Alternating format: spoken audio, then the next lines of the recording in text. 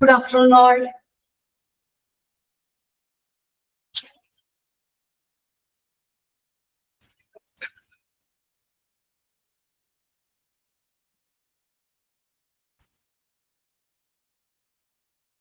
Good afternoon.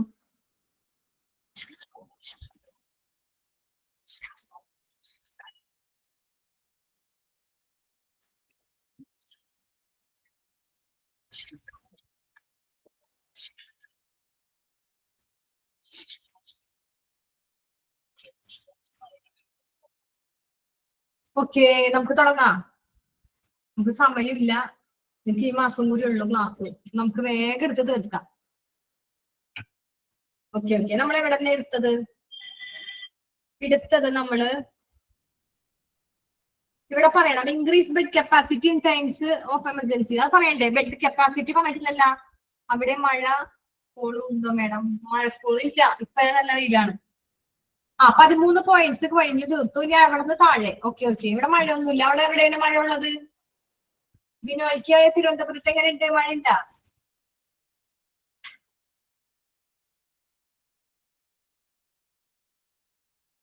മഴയില്ല. Okay നമുക്ക് തുടങ്ങാം. സ്റ്റാർട്ട് ചെയ്യാട്ടാ.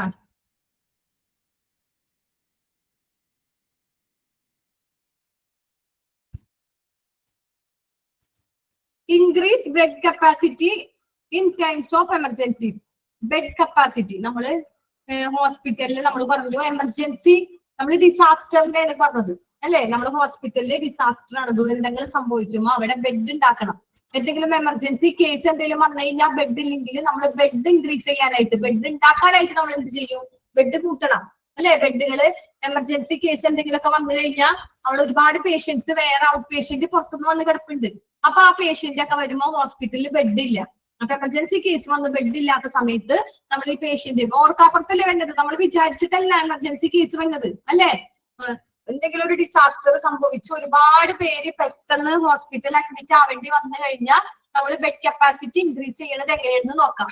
ഫസ്റ്റ് തന്നെ ഡിസ്ചാർജ് എന്താ? Discharge elective cases. Elective cases എന്ന് വെച്ചാൽ എന്താ? ഡിസ്ചാർജ് ഐച്ഛിക കേസുകൾ. എന്തെങ്കിലും പേഷ്യന്റ് ഡിസ്ചാർജ് ആവാൻ എന്തെങ്കിലും ഉണ്ടെങ്കിൽ നമ്മൾ ആ പേഷ്യൻസിനെ ഡിസ്ചാർജ് ചെയ്യാം. ഇച്ചിരി ഇഞ്ചക്ഷൻ ഒന്നും പോണില്ല, ആന്റിബയോട്ടിക് ഒന്നുമില്ല, ടാബ്ലറ്റ് മാത്രമൊക്കെ ആണെങ്കിൽ പേഷ്യന്റിനെ കാണുമ്പോൾ വലിയ കുഴപ്പമൊന്നുമില്ല. നമ്മള് ഒരു 2 ദിവസം കൂടി കിടത്തിയിട്ട് വിടാന്ന് വിചാരിച്ച് നമ്മൾ ഒബ്സർവേഷൻ ഇട്ട പേഷ്യന്റ് ആയിരിക്കും. അപ്പൊ അങ്ങനെയൊക്കെ ആണെങ്കിൽ നമ്മൾ ആ പേഷ്യൻസിന് എന്ത് ചെയ്യണം? ഡിസ്ചാർജ് ചെയ്യണം. അപ്പൊ അവിടെ ഒരു ബെഡ് കിട്ടിയില്ലേ?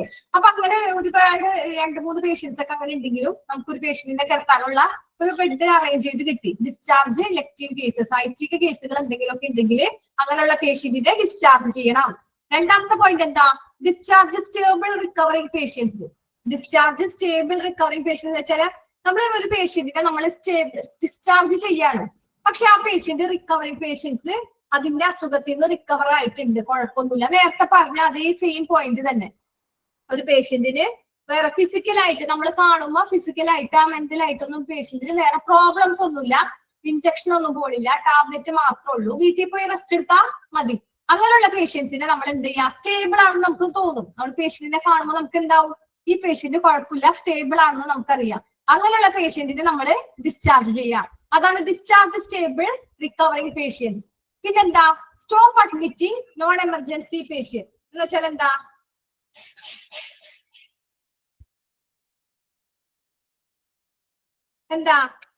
Stop admitting. നമ്മൾ എന്തെങ്കിലും പേഷ്യന്റിനെ എമർജൻസി പേഷ്യന്റ് അല്ലെങ്കിൽ പേഷ്യന്റിനെ നമ്മൾ അവിടെ കാണുമ്പോൾ അറിയാം നമുക്ക് ഈ പേഷ്യന്റ്. ഇപ്പൊ നമ്മൾ എമർജൻസി കേസ് എന്ന് വെച്ചാൽ ഡിസാസ്റ്റർ ആയിട്ട് ബന്ധപ്പെട്ട വല്ല വണ്ടി മറിഞ്ഞു, തീ പിടിച്ചു, അങ്ങനത്തെ പേഷ്യന്റ് ആണെങ്കിൽ നമ്മൾ അഡ്മിറ്റ് ചെയ്യുക വേണം. അവർക്ക് അഡ്മിറ്റ് തന്നെ വേണം. നമ്മൾ അവരെ കൂടെ നിന്ന്, നഴ്സുമാരൊക്കെ കൂടെ നിന്ന് ട്രീറ്റ്മെന്റ് ചെയ്താലേ ആ പേഷ്യന്റിനെ നമുക്ക് രക്ഷപ്പെടുത്താൻ പറ്റുള്ളൂ. അങ്ങനെയുള്ള പേഷ്യന്റ് അല്ലാതെ വെറുതെ കാണുമ്പോ സ്റ്റോപ്പ്, അങ്ങനെയുള്ള പേഷ്യന്റ് നമുക്ക് ചെറിയ എന്തെങ്കിലും ബുദ്ധിമുട്ടായിട്ട് വന്നു, അവർക്ക് അഡ്മിറ്റ് ചെയ്യേണ്ട ഒരു ആവശ്യവും ഇല്ല. അങ്ങനെയുള്ള പേഷ്യന്റിനെ നമ്മൾ അവിടെ അഡ്മിറ്റ് ചെയ്യരുത്, അഡ്മിറ്റ് നിർത്താം. Stop admitting non emergency case. Emergency case അല്ലാതെ വേറെ എന്തെങ്കിലും വന്നു കഴിഞ്ഞാൽ അങ്ങനെയുള്ള പേഷ്യന്റിനെ നമ്മൾ ഹോസ്പിറ്റലിൽ അഡ്മിറ്റ് ചെയ്യാൻ നിൽക്കരുത്. ഓക്കെ, നമുക്ക് ഈ ബെഡൊക്കെ ആവശ്യം വേണം. നമ്മൾ ബെഡ് ഇൻക്രീസ് ചെയ്യാൻ പോലാണ് അല്ലെ? നമ്മൾ ഇതിൽ കൂടി എന്താ ചെയ്യണേ? നമ്മൾ ബെഡ് ഇൻക്രീസ് ചെയ്യണം, അതിന്റെ ബെഡിന്റെ കപ്പാസിറ്റി കൂടുകയാണ്. ഒരു ബെഡ് അല്ലല്ലോ ഇവിടെ എമർജൻസി പേഷ്യന്റ് ഒരു 10-20 പേഷ്യന്റ് വന്നിട്ടുണ്ട്. അവർക്ക് ഫുള്ള് നമ്മൾക്ക് ആ പേഷ്യൻസിനെ നമ്മൾ ഇവിടെ കിടത്തണമെങ്കിൽ നമുക്ക് ബെഡ് വേണ്ടേ? അപ്പൊ നമ്മൾ ഇങ്ങനെയുള്ള കേസ് ആദ്യം ഡിസ്ചാർജ് ആയ നമുക്ക് ഏകദേശം തോന്നുന്ന ഐസിയു കേസുള്ള പേഷ്യൻസിനൊക്കെ ഡിസ്ചാർജ് ചെയ്യാം. പിന്നെ സ്റ്റേബിൾ ആയിട്ട് അവർ കുഴപ്പമില്ല റിക്കവറിങ് ആയിട്ടുണ്ട് എന്നുള്ള പേഷ്യന്റിനെ നമ്മൾ ഡിസ്ചാർജ് ചെയ്യാം. പിന്നെ സാധാരണ പേഷ്യൻസ് നമ്മൾ അഡ്മിറ്റ് ചെയ്യരുത്, stop admitting. Non emergency patient അല്ലാത്തവരെ change waiting non patient care areas into makeshift wards. എന്താ, നമ്മൾ എന്തെങ്കിലും എമർജൻസി അസുഖങ്ങൾ ഇല്ലാതെ പേഷ്യൻസിനെ പ്രവേശിപ്പിക്കുന്നത് നിർത്താം. അത് നമ്മൾ പറഞ്ഞു. നെക്സ്റ്റ് പോയിന്റ് എന്താ, stop change waiting non patient. നമ്മൾ പേഷ്യന്റിനെ വെയിറ്റ് ചെയ്യണം അല്ലെ? പേഷ്യന്റ് ഇങ്ങനെ വെയിറ്റ് ചെയ്യണം, അഡ്മിറ്റ് ആവണം. ആ പേഷ്യന്റിന് അഡ്മിറ്റ് ആവേണ്ട അവസ്ഥയുണ്ട്. പേഷ്യന്റിന് ഭയങ്കര ക്രിട്ടിക്കലാണ്, കാണുമ്പോൾ പേഷ്യന്റിന് ഭയങ്കര ബുദ്ധിമുട്ടുണ്ട്, വീക്കാണ്. പേഷ്യന്റിന് ഒരുപാടൊന്നും തീ പിടിച്ചിട്ടില്ലെങ്കിലും കുറച്ച് ഭാഗമൊക്കെ പൊള്ളിയിട്ടുണ്ട്. അപ്പൊ അങ്ങനെയുള്ള പേഷ്യന്റിനെ നമ്മൾ എന്ത് ചെയ്യാം, വെയിറ്റ് ചെയ്യിപ്പിക്കരുത്. അവരെന്ത് ചെയ്യണം, നമ്മള് ബെഡ്റൂമിൽ, നമ്മൾക്ക് റൂമില്ല അവർക്ക് കൊടുക്കാൻ, ബെഡില്ല. അപ്പൊ അങ്ങനെയുള്ള പേഷ്യൻസിനെ നമ്മൾ എന്ത് ചെയ്യാം, non patient care areas into makeshift ward. അവരെന്താ വേണ്ടേ, അവരെ താൽക്കാലികമായിട്ട് ഒരു ഷിഫ്റ്റ് വാർഡ് ഉണ്ടാക്കുക, താൽക്കാലികമായിട്ട് കിടത്താൻ. അപ്പോഴേക്കും ഇവിടെ ബെഡ് ഒഴിയും അല്ലെ? ഒരു ദിവസം അല്ലെങ്കിൽ 2 ദിവസം പേഷ്യന്റിനെ അഡ്മിറ്റ് ചെയ്യാൻ പറ്റില്ല എങ്കിൽ നമ്മൾ എന്ത് ചെയ്യാം, അങ്ങനെയുള്ള പേഷ്യൻസിനെ area into makeshift ward. Makeshift വാർഡില് ഒരു ഏരിയ ഉണ്ടാക്കി എടുക്കുക, എന്നിട്ട് പേഷ്യന്റിനെ അവിടേക്ക് ഷിഫ്റ്റ് ചെയ്യാം. ഓക്കെ, അപ്പൊ അങ്ങനെ ചെയ്യാം. നമ്മൾ ഇൻക്രീസ് ബെഡ് കപ്പാസിറ്റിയാ പഠിക്കണേ. ഇത് 2 ദിവസം താൽക്കാലികമായിട്ടാണ് നമ്മൾ അങ്ങനെ ചെയ്യണത്. Planning of public information and license. എന്താ പ്ലാനിങ് ഓഫ് പബ്ലിക്? അതില് പ്ലാൻ ചെയ്യാം. നമുക്ക് ഈ പേഷ്യൻസ് ഒരുപാട് വന്നു. അപ്പൊ നമ്മള് ഇനി പേഷ്യൻസിന് എന്ത് ചെയ്യും, നമ്മൾ എവിടെ അഡ്മിറ്റ് ചെയ്യാൻ പറ്റുമെന്ന് വിചാരിച്ചിരിക്കാണ്ട് നമ്മളുടെ മനസ്സിൽ അപ്പൊ തന്നെ പ്ലാനിങ് ചെയ്യാം, നമ്മൾ ആസൂത്രണം ചെയ്യാം. പബ്ലിക് ഇൻഫർമേഷൻ ആൻഡ് ലീസൺ എന്താ, പൊതുവിവരങ്ങളും ബന്ധങ്ങളും ആസൂത്രണം ചെയ്യുക. നമ്മൾ ഇതിന്റെ പൊതുവിവരങ്ങൾ, പബ്ലിക് ഇൻഫർമേഷനും ഈ നമ്മളെ അതിന്റെ ബന്ധങ്ങൾ, നമ്മൾ ഈ പേഷ്യൻസിനെ എങ്ങനെയാണ് നമ്മൾ ചെയ്യണേ, അതിന്റെ ബന്ധം അങ്ങനെ കാര്യങ്ങൾ എന്തൊക്കെയാണെന്നുള്ള കാര്യങ്ങളൊക്കെ നമ്മൾ അത് കറക്റ്റ് ആസൂത്രണം ചെയ്യാം. പേഷ്യന്റ് നമ്മൾ ബെഡ് കപ്പാസിറ്റി ഉണ്ടാക്കാനല്ലേ നമ്മൾ പോണത്. പിന്നെന്താ, planning for security of hospitals in emergency situation. എന്താ, ഹോസ്പിറ്റലില് അടിയന്തര സാഹചര്യം എമർജൻസി സിറ്റുവേഷൻ എന്തെങ്കിലും ഉണ്ടെങ്കിൽ ആ ഹോസ്പിറ്റലിൽ സുരക്ഷയായിട്ട് എന്ത് ചെയ്യണം, ഹോസ്പിറ്റലിൽ സുരക്ഷയായിട്ട് നമ്മൾ പ്ലാൻ ചെയ്യണം. അപ്പൊ 2 കാര്യത്തിലാണ് പ്ലാൻ ചെയ്യണം. ഒന്ന് പബ്ലിക് ഇൻഫർമേഷൻ ആൻഡ് ലൈസൻസ്, ബന്ധങ്ങളില് പൊതു കാര്യങ്ങളിലൊക്കെ നമ്മൾ ഒരു പ്ലാൻ ചെയ്യാം, പബ്ലിക് ഇൻഫർമേഷൻ അല്ലെങ്കിൽ ലൈസൻസ്. പിന്നെ പ്ലാനിങ് ഫോർ സെക്യൂരിറ്റി, ഹോസ്പിറ്റലിന്റെ ആ ഒരു സെക്യൂരിറ്റി. എമർജൻസി സിറ്റുവേഷനിൽ ഒരുപാട് പേഷ്യൻസ് ഇങ്ങനെ വന്നു, പേഷ്യൻസിന്റെ കൂടെ തന്നെ ബൈസ്റ്റാൻഡർ ഉണ്ടാവും അല്ലെ, പേഷ്യൻസിന്റെ റിലേറ്റീവ്സ് ഉണ്ടാവും. എല്ലാവരും കൂടി ഹോസ്പിറ്റലിൽ വരും. ആ ഹോസ്പിറ്റലിന്റെ ഒരു അവസ്ഥ എന്താ അല്ലെ? അപ്പൊ നമുക്ക് നമ്മുടെ ഹോസ്പിറ്റലാണ്, നമ്മളവിടെ വർക്ക് ചെയ്യണല്ലേ. അപ്പൊ നമ്മൾ ആ ഹോസ്പിറ്റലിന്റെ സെക്യൂരിറ്റിയാണ് നമ്മൾ നോക്കേണ്ടത്. ആ സമയത്ത് നമുക്ക് എന്താ ഈ ഹോസ്പിറ്റലിന്റെ സെക്യൂരിറ്റിക്ക് വേണ്ടി ചെയ്യാൻ പറ്റുക? ഇപ്പൊ എന്തെങ്കിലും അപകടം വന്നു, ഹോസ്പിറ്റൽ എന്തെങ്കിലും ഡിസാസ്റ്റർ വന്നു കഴിഞ്ഞാൽ കൂടുതൽ കുറ്റം അവര് ഡിസാസ്റ്റർ വഴി സംഭവിച്ചതായാലും ചെറിയ എന്തെങ്കിലും സംഭവിച്ചാൽ പെട്ടെന്ന് മരിക്കും ചിലവര് അല്ലെ, ഹോസ്പിറ്റലിൽ വരുമ്പോഴായിരിക്കും മരിക്കണേ. അപ്പൊ ചില ബൈസ്റ്റാൻഡർ റിലേറ്റീവ്സ് ഒക്കെ എന്ത് പറയും, ഇവിടെ സുന്ദരമ്മ പേഷ്യന്റിന് കുറച്ചുണ്ടായിരുന്നു, ഇവിടെ വന്നപ്പോ മുഴുവനോ അവര് കൊന്നെടുത്തു എന്നൊക്കെ പറയും. അപ്പൊ ഹോസ്പിറ്റലിനെ നമ്മൾ പ്രൊട്ടക്ട് ചെയ്യാം. ഹോസ്പിറ്റലിലെ സെക്യൂരിറ്റി നമ്മൾ ചെയ്തിട്ട് നമ്മൾ ആ സമയത്ത് നമുക്ക് എന്താ പ്ലാൻ തോന്നണേ, നമ്മുടെ തലയിൽ ആ സമയത്ത് എന്ത് ആസൂത്രണമാണോ തോന്നണേ അത് നമ്മൾ അവിടെ വർക്ക്ഔട്ട് ചെയ്യാം. ഓക്കെ, അങ്ങനെയാണ് ബെഡ് കപ്പാസിറ്റിയുടെ പോയിന്റ്. ഫസ്റ്റ് ഡിസ്ചാർജ് ചെയ്യാൻ ഇംപ്രൂവ് ആയാലും വേണ്ടില്ല, ഇലക്ടീവ് കേസസ് എന്ത് കേസ് ആയാലും ആ പേഷ്യന്റിനെ ഡിസ്ചാർജ് ചെയ്യാം. അപ്പൊ ബെഡ് കിട്ടും. അതുപോലെ തന്നെ സാധാരണ പേഷ്യന്റിനെ അഡ്മിറ്റ് ചെയ്യരുത്, എമർജൻസി കേസ് അല്ലാത്ത പേഷ്യന്റിനെ മാത്രം അഡ്മിറ്റ് ചെയ്യാണ്ട് വീട്ടിലോട്ട് വിടാം. പിന്നെ അവര് ചേഞ്ച് വെയിറ്റിംഗ് എന്തെങ്കിലും പേഷ്യന്റിനെ വെയിറ്റ് ചെയ്യിപ്പിക്കാതെ അവരെ വെയിറ്റ് ചെയ്യണം. പേഷ്യന്റിനെ താൽക്കാലികമായിട്ട് വാർഡിലോട്ട് മാറ്റാം, ബെഡ് കിട്ടുമ്പോ ബെഡിലോട്ട് മാറ്റാം. അതുപോലെ തന്നെ നമ്മൾ പബ്ലിക് ഇൻഫർമേഷൻ ആയാലും സെക്യൂരിറ്റി ഓഫ് ഹോസ്പിറ്റൽ ആയാലും അതിന്റെ എല്ലാ കാര്യങ്ങളും സംബന്ധിച്ച് എന്തെങ്കിലും പ്രശ്നം ഉണ്ടായാൽ നമ്മൾ അത് പ്ലാൻ ചെയ്യാം. അപ്പൊ അങ്ങനെ 6 പോയിന്റ് കഴിഞ്ഞു. Next logistic planning. ലോജിസ്റ്റിക് പ്ലാനിൽ മെയിൻ ആയിട്ടൊന്നും പഠിക്കാനില്ല, നിങ്ങൾ അതൊന്ന് വായിച്ചു നോക്കിയാൽ മതി. പഠിക്കാനുള്ളത് ഏതൊക്കെയാണെന്ന് വെച്ചാൽ ഞാൻ പറയാം. ഓക്കെ, ലോജിസ്റ്റിക് പ്ലാനിങ് എന്ന് വെച്ചാൽ എന്താ? Planning for communication. മെയിൻ ആയിട്ട് ലോജിസ്റ്റിക് പ്ലാനിങ്ങിൽ വരുന്നത് ആശയവിനിമയമാണ്, കമ്മ്യൂണിക്കേഷൻ, നേരിട്ട് ഡയറക്റ്റ് ആയിട്ട് അല്ലെ. അപ്പൊ ഡയറക്റ്റ് ആയിട്ട് കമ്മ്യൂണിക്കേഷൻ ചെയ്യുന്നതാണ് ലോജിസ്റ്റിക് പ്ലാൻ. അതെങ്ങനെ? Within and outside the hospital. ഏതാ? ഹോസ്പിറ്റലിന്റെ അകത്തും പുറത്തും അല്ലെ? ഹോസ്പിറ്റലിന്റെ അകത്തായാലും പുറത്തായാലും നമ്മൾ എങ്ങനെ വേണം പ്ലാൻ ചെയ്യാൻ? ആശയവിനിമയം നേരിട്ട് ഡയറക്റ്റ് ആയിട്ട് കമ്മ്യൂണിക്കേഷൻ വഴി വേണം പ്ലാൻ ചെയ്യാൻ. പിന്നെന്താ? ട്രാൻസ്പോർട്ടേഷൻ. അത് ഹോസ്പിറ്റലിൽ ഉണ്ടെങ്കിൽ അല്ലെങ്കിൽ സൈറ്റിന് പുറത്ത്. Okay, transportation. ലോജിസ്റ്റിക്കിൽ വേണ്ട പോയിന്റ്സ് ഓർക്കാം.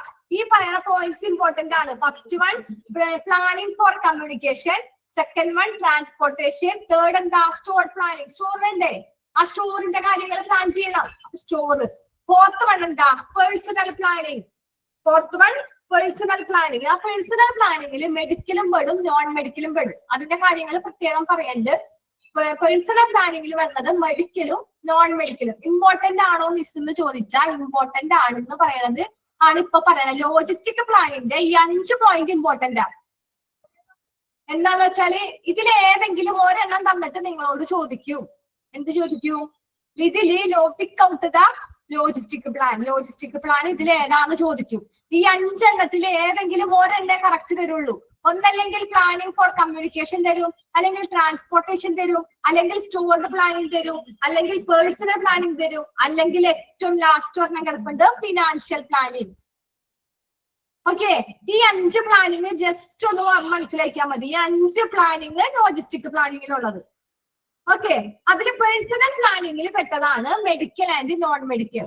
അത് വലിയ ഇമ്പോർട്ടന്റ് ഒന്നുമല്ല. നമ്മൾ അറിഞ്ഞിരിക്കണം മെഡിക്കൽ ഏതാ നോൺ മെഡിക്കൽ ഏതാണ്. ഓക്കെ, മെഡിക്കൽ എന്ന് പറയുമ്പോൾ നമുക്കറിയാം, മെഡിക്കൽ എന്ന് പറയുമ്പോൾ ഹോസ്പിറ്റലായിട്ട് ബന്ധപ്പെട്ട ട്രീറ്റ്മെന്റ് ആയിട്ട് ബന്ധപ്പെട്ട എല്ലാവരും മെഡിക്കലാണ്. എക്സ്റേ, റേഡിയോ, അങ്ങനത്തെ എല്ലാവരും മെഡിക്കലാണ്. നോൺ മെഡിക്കൽ എന്ന് പറയുമ്പോൾ ഏതാ വരാ? പുറത്തുള്ളത്. സെക്യൂരിറ്റി ആയാലും വളണ്ടിയേഴ്സ് ആയാലും റിസർവ് സ്റ്റാഫ് ആയാലും റിസപ്ഷനിലുള്ളവരായാലും അവരൊക്കെ എന്താ വരാ? അതൊക്കെയാണ് നോൺ മെഡിക്കൽ. ഓക്കെ, അപ്പൊ ഇനി നമ്മൾ പറയാൻ പോണത് മെഡിക്കൽ സ്റ്റാഫ് എന്താ നോക്കാം. മെഡിക്കൽ സ്റ്റാഫ് എന്ന് വെച്ചാൽ എന്താ? Members of clinical staff, para and preclinical disciplines and stand by staff should be ready for services in the control room or command centre. എന്താ പറഞ്ഞേ? കൺട്രോൾ റൂം അല്ലെങ്കിൽ കമാൻഡ് സെന്റർ. ഓക്കെ, ശ്രദ്ധിക്കുക. ഡിസാസ്റ്ററിന്റെ കേസാണ് നമ്മൾ പറയണത്. മെഡിക്കൽ സ്റ്റാഫ് ഡിസാസ്റ്ററിന്റെ കേസാണ് നമ്മൾ പറയണത്. കൺട്രോൾ റൂം അല്ലെങ്കിൽ കമാൻഡർ സേവനങ്ങൾക്ക് തയ്യാറായിട്ട് റെഡി ആയിട്ടുള്ള ഒരു നഴ്സിംഗ് സൂപ്രണ്ട് എന്താ? റെഡി ആയിട്ടുള്ള ഇതാണ് stand by should be ready for service control room. എന്താ പറഞ്ഞേ? മെഡിക്കൽ സ്റ്റാഫ് എന്ന് പറയുന്നത് അതിന്റെ മെമ്പർ ആരാ? Clinical staff. ഒന്ന് തുടങ്ങി പറയാം. മെഡിക്കൽ സ്റ്റാഫിന്റെ മെമ്പർ ക്ലിനിക്കൽ സ്റ്റാഫ് എന്ന് വെച്ചാൽ നമുക്കറിയാം ഹോസ്പിറ്റലിൽ ഒരു പേഷ്യന്റ് വന്നാൽ ട്രീറ്റ്മെന്റ് ചെയ്യും. ആ ക്ലിനിക്കൽ സ്റ്റാഫിൽ ഡോക്ടർ വരും, നഴ്സ് വരും, എക്സ്റേ എടുക്കുന്നുണ്ടെങ്കിൽ എക്സ്റേ വരും, ലാബിലെ ആൾക്കാർ വരും. അവരൊക്കെ കൂടി ചേർന്ന ഒരു clinical staff. Para and pre clinical disciplines and stand by staff should be ready for service in the control room. Command centre അല്ലെങ്കിൽ കൺട്രോൾ റൂമിന് എപ്പോ ഇൻഫോം വന്നാലും നമ്മൾ അവിടെ പറഞ്ഞു ഡിസാസ്റ്ററിന്റെ ഒരു ഏരിയ നമ്മൾ അവിടെ ക്രിയേറ്റ് ചെയ്ത് വെച്ചിട്ടുണ്ട് അല്ലെ? ഹോസ്പിറ്റൽ ഡിസാസ്റ്ററില് ഒരു ഇത് നമ്മൾ കൊടുത്തിട്ടുണ്ട്. അവിടെ കുറച്ച് മെമ്പേഴ്സ് ഉണ്ട്. ആ മെമ്പേഴ്സ് അവിടെ ആരെങ്കിലും എപ്പോ വേണമെങ്കിലും നമ്മൾ എന്ത് ആവശ്യത്തിന് വിളിച്ചാലും നമ്മൾ റെഡി ആയിട്ടിരിക്കണം. മെഡിക്കൽ സ്റ്റാഫുകാര് റെഡി ആയിട്ടിരിക്കണം അല്ലെ? നെക്സ്റ്റ് എന്താ? Nursing staff. നഴ്സിംഗ് സ്റ്റാഫ് ആണെങ്കിൽ അവിടുത്തെ ഹെഡ് ആരായിരിക്കും? നഴ്സിംഗ് സൂപ്രണ്ട് അല്ലെ? അപ്പൊ nursing superintendent should be liable to prepare of his nursing staff who may stand ready short notice and mobilise address. ഇത് തന്നെയാണ് പറഞ്ഞത്. എന്താ പറഞ്ഞേ? നഴ്സിംഗ് സ്റ്റാഫിന്റെ എന്താ പറഞ്ഞേ? നഴ്സിംഗ്മാര് നഴ്സിംഗ് സൂപ്രണ്ടിന് അറിയിപ്പ് കൊടുക്കും. നഴ്സുമാരല്ല, മോളിൽ നിന്ന് അറിയിപ്പ് കൊടുക്കും നഴ്സിംഗ് സൂപ്രണ്ടിന്. ഡിസാസ്റ്റർ നടന്നുകൊണ്ടിരിക്കുന്നുണ്ട്, ഡിസാസ്റ്റർ വരുന്നുണ്ട്, ഒരു വലിയ ദുരന്തം, അവിടെ ഒരു വണ്ടി ഇടിച്ച് ഒരുപാട് പേര് മരിച്ചിട്ടുണ്ട്, അവരെല്ലാവരും ഇങ്ങോട്ട് കൊണ്ടുവരുന്നുണ്ടെന്ന് ഇവിടെ നിന്ന് ഇൻഫോം കൊടുക്കും. ഈ നഴ്സിംഗ് സൂപ്രണ്ട് ഇൻഫോം കൊടുക്കും. ആ നഴ്സ് കുട്ടികൾ അല്ലെ, നഴ്സുമാരായാലും അവര് വന്ന് അതിന്റെ കാര്യങ്ങൾ അപ്പൊ തന്നെ വരണം. ഷോർട്ട് പീരീഡ് ആ സമയത്ത് തന്നെ വന്ന് അതിന്റെ കാര്യങ്ങളൊക്കെ ചെയ്യണം. ഓക്കെ, അപ്പൊ നഴ്സിംഗ് സൂപ്രണ്ടിന്റെ ആ ഒരു ഷോർട്ട് പീരീഡ്, ആ ഒരു ചെറിയ അറിയിപ്പില് തയ്യാറായിട്ട് നിൽക്കണം ആ നഴ്സിംഗിലെ നഴ്സുമാരെല്ലാവരും. ഓക്കെ, അതാണ് നഴ്സിംഗ് സ്റ്റാഫ്. അതൊക്കെ വെറുതെ വായിച്ചു പോയാൽ മതി, അതിൽ നിന്നൊന്നും ഇമ്പോർട്ടന്റ് ഇല്ല. ഇമ്പോർട്ടന്റ് ഉള്ള 5 point: planning four communication, transportation, store planning, personal planning and financial planning. ഈ 5 എണ്ണമാണ് ഇമ്പോർട്ടന്റ്. ബാക്കി വെറുതെ ജസ്റ്റ് ഒന്ന് വായിച്ചാൽ മതി. അപ്പൊ മെഡിക്കൽ സ്റ്റാഫിന്റെ കഴിഞ്ഞില്ലേ? ഇനി നഴ്സിംഗ് സ്റ്റാഫും പറഞ്ഞില്ലേ? അപ്പൊ ചെറിയ സമയത്തിനുള്ളിൽ നമ്മളോട് റെഡി ആയി നിൽക്കണം എന്ന് പറയണം. അതും നഴ്സിംഗ് സ്റ്റാഫിന്റെ കാര്യം. Next ancillary staff. Ancillary staff എന്ന് വെച്ചാൽ എന്താ? അനുബന്ധപ്പെട്ട സ്റ്റാഫ്. എന്തിനനുബന്ധപ്പെട്ട സ്റ്റാഫ്? എന്തിനനുബന്ധപ്പെട്ട സ്റ്റാഫാ? ആൻസിലറി സ്റ്റാഫ് എന്ന് വെച്ചാല് ഇതായിട്ട് ബന്ധപ്പെട്ട സ്റ്റാഫ് എന്ന് വെച്ചാല് മെഡിക്കല് അല്ലാതെ, നമ്മൾ പറഞ്ഞു ഹോസ്പിറ്റലിൽ മെഡിക്കലും ഉണ്ട് നോൺ മെഡിക്കലും ഉണ്ട് അല്ലെ. അപ്പൊ ആൻസിലറി എന്ന് പറയുന്നത് മെഡിക്കലിൽ പെടും. ആൻസിലറി എന്ന് പറയുന്നത് എന്തിൽ പെടും? മെഡിക്കലിൽ പെടും. എന്തുകൊണ്ടാ? നമ്മുടെ x-ray, ECG, lab, radiology department, ഇതൊക്കെ ആൻസിലറി സ്റ്റാഫിൽ പെട്ടതാ. അനുബന്ധപ്പെട്ട സ്റ്റാഫ് ഇതാണ്. അതെന്ന് വെച്ചാൽ ഈ എക്സ്റേ എടുക്കുന്നവര് ഹോസ്പിറ്റൽ പേഷ്യന്റിനെ നോക്കണില്ലേ, അപ്പൊ മെഡിക്കൽ സ്റ്റാഫിൽ പെട്ടതാണ് ഈ ancillary. Radiology, laboratory, blood bank, ancillary medical services. Example ആണ് റേഡിയോളജി, ലാബോറട്ടറി, ബ്ലഡ് ബാങ്ക്. നമ്മളോട് ചോദിക്കും ചിലപ്പോ ഈ ബ്ലഡ് ബാങ്ക് അല്ലെങ്കിൽ ലാബോറട്ടറി ഏത് സ്റ്റാഫിൽ പെട്ടതാണ്? അപ്പൊ നമ്മൾ എഴുതണം ആൻസിലറി സ്റ്റാഫ് എന്ന് വെച്ചാൽ എന്താ? ആൻസിലറി സ്റ്റാഫ് എന്ന് വെച്ചാൽ എന്താ? ആൻസിലറി സ്റ്റാഫ് എന്ന് വെച്ചാൽ അനുബന്ധ ജീവനക്കാർ, അതുമായിട്ട് ബന്ധപ്പെട്ട ജീവനക്കാർ. Also other hospital services, house keeping, sanitation, stores, pharmacy, kitchen should be available. അവിടെ എന്തൊക്കെ അവൈലബിൾ ആണ്? നമ്മൾ പറഞ്ഞു ആൻസിലറി സ്റ്റാഫില് റേഡിയോളജി പെടും ഇല്ലേ, പിന്നെ ലാബോറട്ടറി പെടും, ബ്ലഡ് ബാങ്ക് പെടും. അതുപോലെ തന്നെ അതർ ഹോസ്പിറ്റൽ സർവീസിൽ, അതുപോലെ തന്നെ വേറെ ഹോസ്പിറ്റൽ സർവീസിൽ, അതർ ഹോസ്പിറ്റൽ സർവീസിൽ ഏതാ പെടാ? മറ്റ് ഹോസ്പിറ്റലിലെ സേവനങ്ങളിൽ പെടുന്നതാണ് ഏതാ?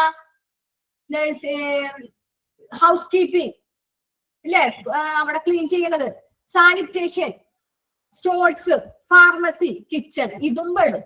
സാനിറ്ററി, അതാണ് അനുബന്ധമായ വേറെ വേറെ സ്റ്റാഫ് എന്ന് പറയുന്നത്. അപ്പൊ ഇതിൽ ഏതെങ്കിലും ഒരെണ്ണം നിങ്ങളുടെ എക്സാമിന് ചോദിക്കും. ഏതെങ്കിലും ഒന്നല്ലെങ്കിൽ സാനിറ്റേഷൻ ചോദിക്കും. സാനിറ്റേഷൻ ഏത് സ്റ്റാഫിൽ പെടും? ആൻസിലറി സ്റ്റാഫിൽ. അത് മാത്രമേ അവിടുന്ന് ക്വസ്റ്റ്യൻ വരുള്ളൂ. വളണ്ടിയേഴ്സും റിസർവ് സ്റ്റാഫും ഓർത്തിരുന്നാൽ മതി. വളണ്ടിയേഴ്സ് നമുക്കറിയാം. എന്താ വളണ്ടിയേഴ്സ്?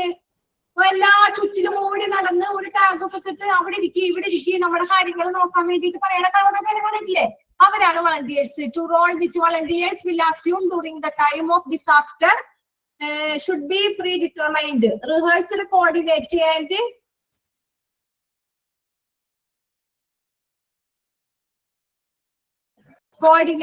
ആൻഡ് എന്ത് ചെയ്യാ? Supervised by the regular senior staff. എന്താ പറഞ്ഞേ? ഒരു ദുരന്ത സമയത്ത് വളണ്ടിയർ എന്ന് വെച്ചാൽ എന്തെങ്കിലും ഒരു എമർജൻസി സമയത്ത് വളണ്ടിയർ ഏറ്റെടുക്കുന്ന പങ്ക് സാധാരണയായിട്ട് അത് മുൻകൂട്ടി പറയണില്ല. മുൻകൂട്ടി പറയണുണ്ട് ഇല്ലേ? ഇവിടെ നിന്ന് വളണ്ടിയേഴ്സിന് ക്ലാസ് കൊടുക്കും. അതാ ഇവിടെ പറയണേ ഷുഡ് ബി പ്രീ ഡിറ്റർമൈൻഡ്, മുൻകൂട്ടി ഡിറ്റർമൈൻ ചെയ്തതാണ്. അതുപോലെ തന്നെ അവർക്ക് റിഹേഴ്സഡ്, അവർക്ക് എന്ത് കൊടുക്കും? റിഹേഴ്സൽ കൊടുക്കും. അവരോട് പറയും ഇങ്ങനെ വേണം അങ്ങനെ വേണം, അവര് വന്നു കഴിഞ്ഞാൽ ഇങ്ങനെ ചെയ്യണം എന്നുള്ള റിഹേഴ്സൽ കൊടുക്കും, ഒരു ക്ലാസ് കൊടുക്കും. എന്നിട്ട് കോർഡിനേറ്റഡ് സൂപ്പർവൈസർ, അവരെല്ലാവരും സൂപ്പർവൈസർ വന്ന് കൂട്ടി ഒരുമിച്ച് കോർഡിനേറ്റ് ആക്കും, ഏകോപിപ്പിച്ചിട്ട് റെഗുലർ സീനിയർ സ്റ്റാഫ്. ഓക്കെ, അങ്ങനെ മേൽനോട്ടം വഹിക്കുകയും വേണം. റെഗുലർ സീനിയർ സ്റ്റാഫ് ഇതിന്റെ മേൽനോട്ടം വഹിക്കുകയും വേണം. അതാണ് വളണ്ടിയേഴ്സ്. അപ്പൊ ഒന്നുകൂടി പറയാ, വളണ്ടിയേഴ്സ് എന്താ? വളണ്ടിയേഴ്സ് ഡിസാസ്റ്റർ സമയത്ത് ഇവരെ ഓരോ കാര്യങ്ങൾ ഇവരെ ഏകോപിപ്പിച്ചിട്ട് ഇവരെ ഓരോ കാര്യങ്ങൾ പറഞ്ഞ് മനസ്സിലാക്കി അവരെ surprise by the regular senior staff അവരെ കാര്യങ്ങളൊക്കെ മനസ്സിലാക്കി വളണ്ടിയേഴ്സിനെ നിർത്തും. അവർക്ക് റിഹേഴ്സൽ കൊടുക്കും. അതിന്റെ കാര്യങ്ങൾ ചെയ്യാനുള്ള സ്റ്റഡി ക്ലാസ് അവർ കൊടുക്കും. ഓക്കെ, പിന്നെ റിസർവ് സ്റ്റാഫ്. റിസർവ് സ്റ്റാഫ് എന്താ? Hospital must be identify physicians, nurses, retired hospital workers who have changed career to work outside the healthcare service now work in area other than direct patient. എന്താ? ഹോസ്പിറ്റലില് ഫിസിഷ്യന്മാര്, നഴ്സുമാര്, hospital വർക്കർമാർ എന്നിവരെന്തായിരിക്കണം? എന്നിവർ തിരിച്ചറിയുന്നവരായിരിക്കണം അല്ലെ? നമുക്കിപ്പോ ഒരു പേഷ്യന്റിനെ കണ്ടു കഴിഞ്ഞാൽ നമ്മുടെ പേഷ്യന്റിന് ഒരു സെക്യൂരിറ്റിനെ കണ്ടറിയാം ഇത് ഹോസ്പിറ്റലിലാണെന്ന്. ഒരു ലാബിലെ ഒരു ജോലിക്കാരനെ കണ്ടാൽ അറിയണം. അങ്ങനെ ആരെ കണ്ടാലും നമുക്ക് മനസ്സിലാക്കണം ഇത് ഹോസ്പിറ്റലിന് ഉള്ളതാണ്. Outside health care series now work area other than direct patient care. എന്താ? ആരോഗ്യ സേവനങ്ങൾക്ക് പുറത്ത് ജോലി ചെയ്യുന്നവരോ എന്ന് വെച്ചാൽ ഹോസ്പിറ്റലിൽ ജോലി ചെയ്യുന്നവരോ ഇപ്പോൾ നേരിട്ട് ട്രീറ്റ്മെന്റ് ചെയ്യുന്ന അവരായിരിക്കാം. ആരാണെന്ന് നമ്മളോട് പറഞ്ഞിട്ടില്ല. റിസർവ് സ്റ്റാഫ് അല്ലെ? വേറെ ഹോസ്പിറ്റലിൽ വർക്ക് ചെയ്യുന്നവരോ ഇവിടെ വർക്ക് ചെയ്തിരുന്നവരോ ആരാണെന്നൊന്നും അറിയില്ല. ഓക്കെ, പിന്നെ ഒന്ന് വായിച്ചു നോക്കിയേ ആ പോയിന്റ്.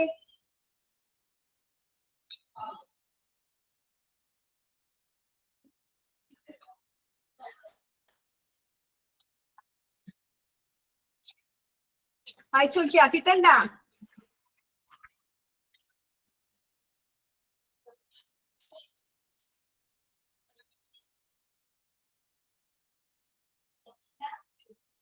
ഓക്കെ, നമുക്കിനി എടുക്കാം. Next disaster phase. ഞാൻ അണ്ടർലൈൻ ചെയ്യാൻ പറഞ്ഞൊക്കെ ചെയ്തില്ലേ?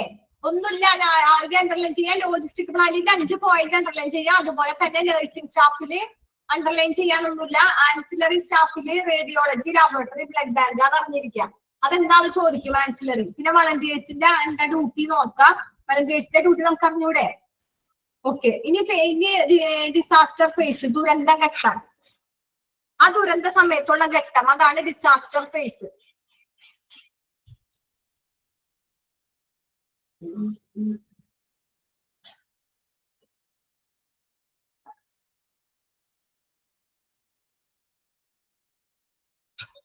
എല്ലാവരും ഉറങ്ങിയാ?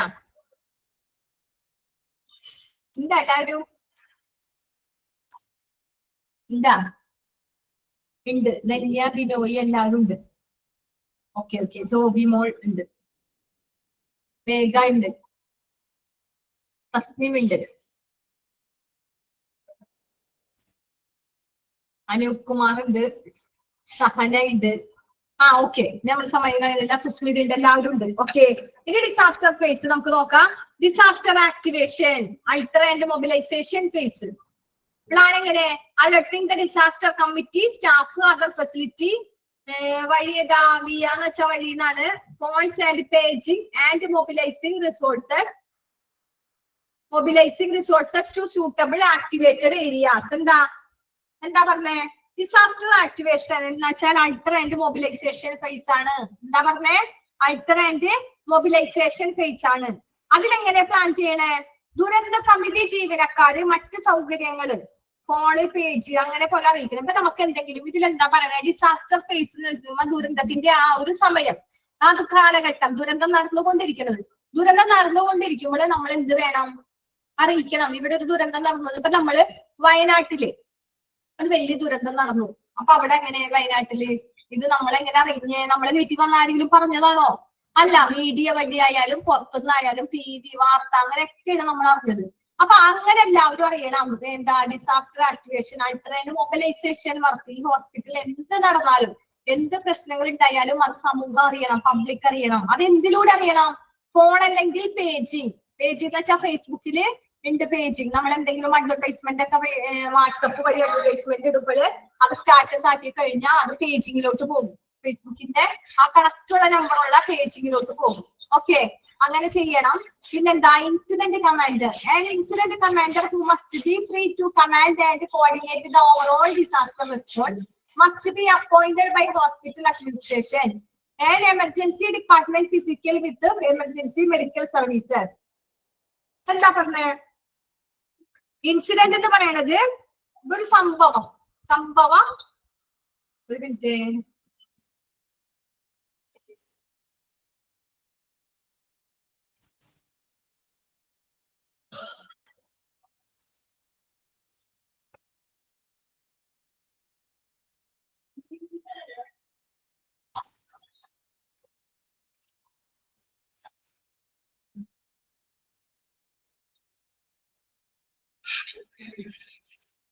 ഓക്കെ, അപ്പൊ എന്താ പറഞ്ഞേ? Incident, the purpose of incident staff. അതെല്ലാം നമ്മൾ പറഞ്ഞു. ഇവിടെ incident commander who must free command coordinate overall disaster response എന്ന് വെച്ചാൽ എന്താ? എന്തെങ്കിലും അവരെ ഇൻസിഡന്റ്, എന്തെങ്കിലും സംഭവം ഉണ്ടായി, അവിടെ എന്തെങ്കിലും സംഭവം ഉണ്ടായി കഴിഞ്ഞാൽ ഹോസ്പിറ്റൽ ICക്ക് ദുരന്ത നിവാരണ പ്രവർത്തനങ്ങൾ നടത്തുന്ന എല്ലാ ഉത്തരവാദിത്തങ്ങളും നിറവേറ്റാൻ ആവശ്യമാണ്. അതിന് നമ്മൾ എന്ത് വേണം? മൊത്തത്തിലുള്ള ഒരു എമർജൻസിയുടെ കമാൻഡ് ഏകോപിപ്പിക്കാനും സ്വന്തം ഇൻസിഡന്റ് ഹോസ്പിറ്റൽ അഡ്മിനിസ്ട്രേഷൻ നിയമിക്കാനും നമുക്ക് കഴിയണം. എന്ന് വെച്ചാൽ ഇൻസിഡന്റ് കമാൻഡ് നമ്മളിവിടെ പറഞ്ഞു. Who must be free to command. അവര് നമ്മള് എന്തെങ്കിലും സംഭവങ്ങൾ ഉണ്ടാവുകയെങ്കിൽ അവരെ നമ്മൾ എന്ത് ചെയ്യണം? ഓവറോൾ അവരെ ദുരന്തങ്ങളൊക്കെ സംഭവിച്ചു, അപ്പൊ അവിടെ എന്തെങ്കിലും വന്നാൽ നമ്മൾ അതിന് റെസ്പോണ്ട് ചെയ്യാം. അവരോട് ഒരു നല്ല രീതിയിൽ നമ്മൾ അത് അവരെ ഏകോപിച്ച് നിർത്തിയിട്ട് പറയാം. Must be appointed by physical hospital administration എന്ന് വെച്ചാൽ എന്താ? മൊത്തത്തിലുള്ള ആ ഒരു ദുരന്ത പ്രതികരണം, മൊത്തത്തിലുള്ള ആ ഒരു ഡിസാസ്റ്ററിനെ കമാൻഡ് ചെയ്യാനും ഏകോപിപ്പിക്കാനും സ്വാതന്ത്ര്യമുള്ള ഒരു ഇൻസിഡന്റ് കമാൻഡിനെ ഹോസ്പിറ്റലിലെ നമ്മൾ അഡ്മിനിസ്ട്രേറ്ററായിട്ട് ഇരുത്തണം. ഹോസ്പിറ്റലിന്റെ അഡ്മിനിസ്ട്രേഷനിൽ ഒരാൾ ഇരുത്തണം. അതാണ് അവിടെ പറയണത്. ഓക്കെ, അഡ്മിനിസ്ട്രേറ്ററിൽ നിയമിക്കണം. ഒന്നുകൂടി പറയാം. Incident commander who must free to command, free ആയിട്ട് ഒരു കമാൻഡറെ കോർഡിനേറ്റ് ചെയ്യാനും എല്ലാവരെയും ഓവറോൾ ഡിസാസ്റ്റർ റെസ്പോൺസ് ഈ ഇവിടെയുള്ള എല്ലാ ദുരന്തങ്ങളെയും കൂടി ഓവറോൾ ആയിട്ട് അതിനകത്ത് ഡിസാസ്റ്ററിനെ എല്ലാവരും കൂടി എന്ത് ചെയ്യാം, കോർഡിനേറ്റ് ചെയ്യാനായിട്ട് ഒരു ആരെ വേണം, appointment by hospital administration. Hospital അഡ്മിനിസ്ട്രേഷൻകാര് ഏതെങ്കിലും ഒരു അപ്പോയിന്റ്മെന്റിനെ നിർത്തണം. ഓക്കെ, എങ്ങനെ നിർത്തണം? Emergency department physician with emergency medical service. Emergency ഡിപ്പാർട്ട്മെന്റിലെ ഒരു ഡോക്ടർ എങ്ങനെ എമർജൻസി മെഡിക്കൽ സർവീസ് ഒരു സേവനല്ലേ. അപ്പൊ അങ്ങനെ ആയിരിക്കണം ഒരു ഇൻസിഡന്റ് കമാൻഡറെ നിർത്താനായിട്ട്. അതിലൊന്നും പഠിക്കാനൊന്നുമില്ല. നെക്സ്റ്റ് എന്താ, ഇൻസിഡന്റ് സ്റ്റാഫ് നോക്കാം. എന്തെങ്കിലും സംഭവിച്ചാൽ അവിടുത്തെ സ്റ്റാഫിന്റെ The purpose of incident staff comprised command and general staff is providing the hospital IC with enough manpower to meet all her responsibilities in conducting the disaster relief operation. എന്താ പറഞ്ഞേ, ഒരു പേഷ്യന്റിനെ conduct ചെയ്യാനായിട്ട് ആ patient എന്നിവ കമാൻഡും general സ്റ്റാഫാണ് ഒരു ഇതിൽ conduct ആവുന്നത്. Purpose of the incident സ്റ്റാഫിന്റെ പർപ്പസ് ആണ് നമ്മൾ പറയുന്നത്, ഉദ്ദേശങ്ങൾ. എന്താ ഇൻസിഡന്റ് സ്റ്റാഫിന്റെ ഉദ്ദേശം? കമാൻഡ് ആൻഡ് ജനറൽ സ്റ്റാഫ് ഏതെങ്കിലും ഒരു പേഷ്യന്റിന്റെ കംപ്രൈസ്ഡ് അവിടെ എന്താ തുടങ്ങുന്ന കമാൻഡും ജനറൽ സ്റ്റാഫുമാണ് അവിടെ തുടങ്ങുന്നത്. അവർ പ്രൊവൈഡ് ചെയ്യണത് എങ്ങനെ? ഹോസ്പിറ്റലിലെ ഐസിയുലൊക്കെ കിടക്കുന്ന പേഷ്യന്റ് ആണെങ്കിൽ നമ്മൾ എന്ത് വേണം, ആ പേഷ്യന്റിന് മാൻ പവർ കൊടുക്കാം. മാൻ പവർ എന്താ? മനസ്സിന് നല്ല ധൈര്യം കൊടുക്കുക, നല്ല ശക്തി കൊടുക്കുക. നമ്മുടെ ഒരു സംസാരം പോലെ ഇരിക്കും അവരുടെ man power. To meet all his responsibilities in conducting disaster relief operation. ഇതെന്തിനു വേണ്ടിയിട്ടാ? ഈ ഡിസാസ്റ്റർ നടക്കുന്ന സമയത്ത് പേഷ്യന്റിന് ഒരു റിലീഫ് കിട്ടണം, ഒരു ആശ്വാസം വേണ്ടേ? അതിനു വേണ്ടിയിട്ട് നമ്മൾ എന്ത് വേണം? അവരെ വിളിച്ച് കണ്ടക്ട് ചെയ്ത് ഏകോപിപ്പിച്ചതിന് ശേഷം ഒരു മാൻ പവർ, ഒരു മനുഷ്യരെന്ന് വെച്ചാൽ എന്താ, ഒരു മോട്ടിവേഷൻ കൊടുക്കാം. നമ്മളെ കൊണ്ട് ആ വിധം ഒരു പറഞ്ഞു കൊടുക്കാം. നിങ്ങൾ എന്തായി, നിങ്ങളുടെ ദൈവവിധിയാണ്, അങ്ങനെയാണ് അങ്ങനെ നമ്മൾ അവരെ വേണ്ടപ്പെട്ടവരൊക്കെ മരിച്ചു പോയിട്ടുണ്ട്. അപ്പൊ അവർക്ക് വേണ്ടിയിട്ട് ഒരു ഇൻസിഡന്റ് സ്റ്റാഫിനെ നിർത്താം. Incident staff command and general staff ആയിരിക്കും. പിന്നെ ഇതിനെ നിയമിക്കുന്നത് ആരാ? Hospital administration. ഇതിന് നിയമിക്കുന്നത് ഹോസ്പിറ്റൽ അഡ്മിനിസ്ട്രേഷൻ ആയിരിക്കും. പിന്നെ ഇത് ഓവറോൾ ഐസിയുവിൽ കിടക്കുന്ന ഒരുപാട് പേഷ്യൻസ് മാൻ പവർ, അവർക്കും വേണ്ടിയിട്ട് ഒരു man power to meet all his. പിന്നെന്താ നെക്സ്റ്റ്, സ്റ്റാഫ് കംപ്രൈസിംഗ് ഈ 7 position most apt for medium sized disaster planning, logistics, operations, finance, public relations, safety and security liaison. എന്താ വെച്ചാൽ എന്താ, ഒരു ഇടത്തരം ദുരന്തത്തിന് ഏറ്റവും അനുയോജ്യമായ 7 സ്ഥാനങ്ങൾ ഉൾക്കൊള്ളുന്ന ഒരു സ്റ്റാഫാണ്. മനസ്സിലായ? സ്റ്റാഫ് കംപ്രൈസിംഗ് 7 പൊസിഷൻ, 7 സ്ഥാനങ്ങൾ കീഴടക്കിയ, 7 സ്ഥാനത്ത് നിൽക്കണ ആപ്റ്റായ ഒരു മീഡിയം സൈസുള്ള ഒരു ആസൂത്രണത്തിന്റെ ഒരു മീഡിയം സൈസുള്ള ഒരു സ്റ്റാഫാണ് ഇൻസിഡന്റ് സ്റ്റാഫ്. അതിലെന്തൊക്കെ ഉൾക്കൊണ്ടിട്ടുണ്ട്? Logistic, operations, finance, public relation, safety and security liaison. Okay, ഇത്രയും ഈ ആസൂത്രണമായ പ്രവർത്തനങ്ങൾ ഇതെല്ലാം ഉൾപ്പെട്ടിട്ടുള്ള ഒരു സുരക്ഷിതത്വമാണ് ഇൻസിഡന്റ് സ്റ്റാഫ് എന്ന് പറയുന്നത്. മനസ്സിലായ? നെക്സ്റ്റ് എന്താ, when disaster strikes. When disaster strike എന്ന് വെച്ചാൽ എന്താ? ദുരന്തം ഉണ്ടാകുമ്പോൾ. വെൻ ഡിസാസ്റ്റർ, വെൻ എന്ന് വെച്ചാൽ എപ്പോൾ, ദുരന്തം ഉണ്ടാകുമ്പോൾ നമ്മൾ എന്ത് ചെയ്യണം? Activities in hospital. ദുരന്തം ഉണ്ടാകുമ്പോൾ എന്ത് ചെയ്യണം?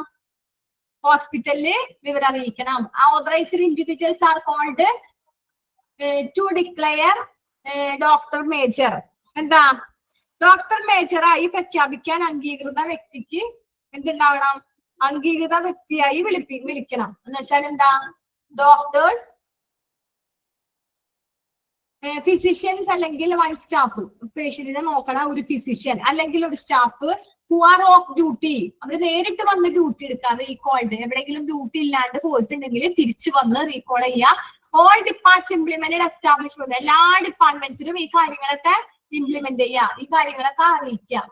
ഓക്കെ, എല്ലാ ഡിപ്പാർട്ട്മെന്റിലും ഇങ്ങനത്തെ കാര്യങ്ങൾ പറയാം. ഒരു ഡിസാസ്റ്റർ വരും, ഇന്ന കമ്മിറ്റി രൂപീകരിച്ചിട്ടുണ്ട്, എന്ത് ആവശ്യത്തിനും വിളിക്കും, അപ്പൊ തന്നെ വരണം എന്നുള്ളത് നമ്മൾ പോയി പറയാ. ആരാ പറയണ്ടേ? പറയേണ്ടത് all departments implement established procedure. Next, written instructions. Written instructions are given for manning important area to medical staff and house officers by a design staff. എന്താ പറഞ്ഞേ?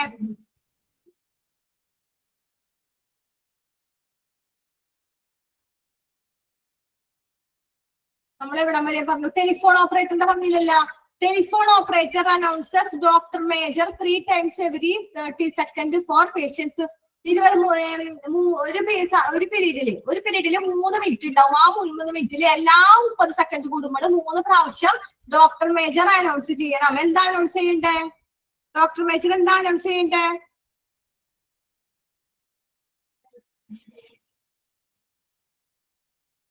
ഒരു 3 സെക്കൻഡ് 3 തവണ ടെലിഫോൺ ഓപ്പറേറ്ററും പ്രഖ്യാപിക്കുന്നു. എന്ത് പ്രഖ്യാപിക്കുന്നു? എന്താ? അവരെ എന്തെങ്കിലും കാര്യങ്ങൾ തീരുമാനിച്ചു ഉറപ്പിച്ചിട്ടുണ്ടെങ്കിൽ അങ്ങനെ കാര്യങ്ങൾ പ്രഖ്യാപിക്കുന്നു എന്ന് അഭിപ്രായം. പിന്നെന്താ? റിട്ടൺ ഇൻസ്ട്രക്ഷൻസ് ആർ പിന്നെ duty recalled. Physicians and other staff who are off duty recalled. പുറത്തെങ്കിലും പോയിട്ടുണ്ടെങ്കിൽ അവരെ തിരിച്ചു വിളിക്കുക. All department implements established procedure. അവർക്ക് അതിനുള്ള കാര്യങ്ങളൊക്കെ ചെയ്തു കൊടുക്കാം. When instructions are given for manning important area to medical staff and house officers by the same staff. എന്താ പറഞ്ഞേ? ഡ്യൂട്ടിക്ക് പുറത്തുള്ള ഡോക്ടർമാര് മറ്റ് ജീവനക്കാരെ തിരിച്ചു വിളിക്കണം. ഡ്യൂട്ടിക്ക് പുറത്ത് കുറെ ഡോക്ടർമാര് ലീവ് ഒക്കെ എടുത്ത് പോയിട്ടുണ്ടാവും ഇല്ലേ? ഇങ്ങനെ എന്തെങ്കിലും എമർജൻസി സിറ്റുവേഷൻ വന്നു കഴിഞ്ഞാൽ ആ ഡോക്ടർമാരെ ഇല്ലെങ്കിൽ ഒരു ഉപകാരമില്ലേ?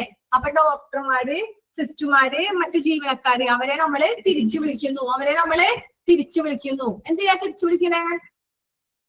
All instructions are given manning about areas, medical staff and house officers by a designed staff. എന്താ? ഡ്യൂട്ടിക്ക് പുറത്തുള്ള ഡോക്ടർമാര് മറ്റ് ജീവനക്കാരും താമസിച്ചിരിക്കുന്ന എല്ലാ വകുപ്പുകളും സ്ഥാപന നടപടികളിൽ നിശ്ചയിച്ചിരിക്കുന്നു. എന്തിലാ? സ്ഥാപന നടപടിയിൽ നിശ്ചയിച്ചിരിക്കുന്നു. ഓക്കെ, അതൊക്കെ വെറുതെ വായിച്ചു പോകാനുള്ള അതിനൊന്നും ഒരു ക്വസ്റ്റ്യൻസ് ഇല്ല. പിന്നെ special instruction given to disaster chief emergency room, triage area, emergency waiting room, staff holding room, emotionally disturbed patients area, relatives waiting room. അപ്പൊ അങ്ങനത്തെ കാര്യങ്ങളൊക്കെ നമ്മൾ ശ്രദ്ധിക്കുക. അതിലെന്താ പറയണേ? മെഡിക്കൽ സ്റ്റാഫിന് പ്രധാനപ്പെട്ട മേഖലകള്, ആസ്പെക്ട്സുകൾ കൈകാര്യം ചെയ്യുന്നതിന് രേഖാമൂലമുള്ള നിർദ്ദേശങ്ങൾ രോഗിയെ അറിയിക്കണം. രോഗിയെ അറിയിക്കണം. കൂടാതെ തന്നെ ഹൗസ് ഓഫീസർമാർക്ക് ഒരു നിയുക്ത സ്റ്റാഫിന്റെ മാലാകൾ എടുക്കാൻ കഴിയും. എന്ന് വെച്ചാൽ എന്താ? ഹോസ്പിറ്റൽ സ്റ്റാഫിന് നമ്മൾ പറയും പേഷ്യൻസ് ഒക്കെ വന്നു കഴിഞ്ഞാൽ മാലാകമാര് പോണേന്നാ. ഹോസ്പിറ്റലിലെ മെയിൻ നഴ്സുമാരൊക്കെ പറയാ മാലാക എന്ന് പറയില്ലേ? അപ്പൊ special instructions disaster chief of emergency room, triage area, emergency waiting room, staff holding room, emotionally disturbed patient care, അവരൊക്കെ വെയിറ്റിംഗ് റൂം തിരിച്ചറിയലിന് വേണ്ടിയിട്ട് വെയിറ്റ് ചെയ്യണം. ഓക്കെ, നെക്സ്റ്റ് എന്താ?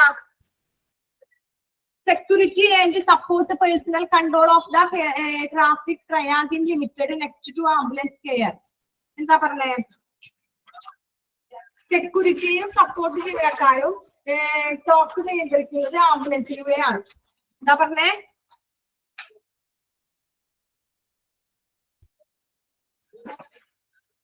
Security and support. സെക്യൂരിറ്റി ചെയ്യുന്നവരും പേഴ്സണലായിട്ട് സപ്പോർട്ട് ചെയ്യുന്നവരും ട്രയാങ്കിളില് അവർ നെക്സ്റ്റ് ഡേറ്റിലെ ആംബുലൻസ് ക്ലിയർ കറക്റ്റ് ആയിട്ട് ചെയ്യുന്നു. The instructions do not allow അതിന്റെ ഇൻസ്ട്രക്ഷൻസ് എന്താ നോക്കാം. Do not allow casualties to pile up. എന്താ പറയാ?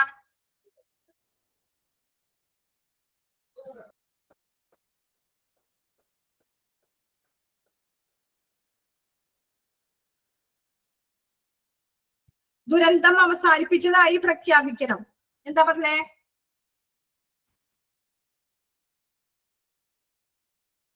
എല്ലാവരും ഇവിടെ ഇല്ലേ?